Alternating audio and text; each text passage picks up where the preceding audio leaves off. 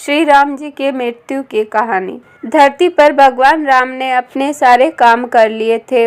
अब उनकी मृत्यु का वक्त सामने आ गया था। ऐसे में यमराज ने एक साधु का रूप लिया और राम के नगर में पहुंच गए। वो राम के महल पहुंचे और उनसे मिलने का वक्त तय किया। फिर वो श्री राम से मिले और उन्होंने उनके बीच होने वाली बातों को सबसे छुपा कर रखने की शर्त रखी। साथ ही यह भी कहा कि अगर हम दोनों की बातों के बीच कोई भी आएगा तो दरवाजे पर खड़े द्वार रक्षक को मृत्यु दंड दिया जाएगा। श्री राम ने साधु रूप धारण किए यमराज की बात मान ली और हनुमान जी के न रहने के कारण राम ने भाई लक्ष्मण को द्वारपाल बना दिया।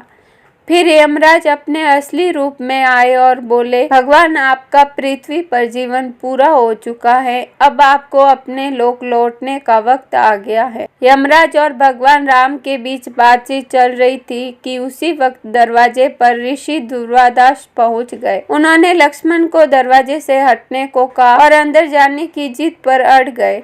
लक्ष्मण ने मना किया तो वह श्री राम को श्राप देने की बात करने लगे। लक्ष्मण काफी परेशान हो गए। अगर श्री राम की बात नहीं मानी तो उन्हें मरना होगा और अगर ऋषि की बात नहीं मानी तो श्री राम को श्राप लगेगा। इस स्थिति में उन्होंने एक मुश्किल फैसला लिया और ऋषि को अंदर जाने दिया। बातचीत के बीच ऋषि को देख भगवान श्री राम चिंतित हो गए कि अब उनको लक्ष्मण को मारने की सजा देनी होगी। ऐसे में भगवान राम ने लक्ष्मण को नगर से निकाल दिया। लक्ष्मण ने अपने भाई के वादे को निभाने के लिए सरयू नदी में जाकर जल समाधि ले ली। लक्ष्मण के बारे में जानने के बाद राम बहुत दुखी हुए। फिर भगवान श्री राम ने भी जल समाधि लेने का फैसला किया। श्री राम भी सरयू नदी में जल समाधि लेने के लिए निकल पड़े।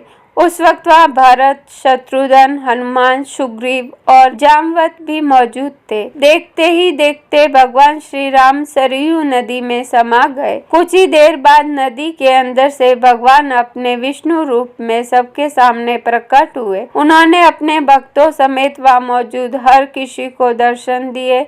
इस तरह भगवान राम धरती पर अपने जीवन को पूरा कर स्वर्ग लौट गए। यह थी भगवान राम जी की मृत्यु की कहानी। आपको ये कहानी जरूर पसंद आई होगी। धन्यवाद।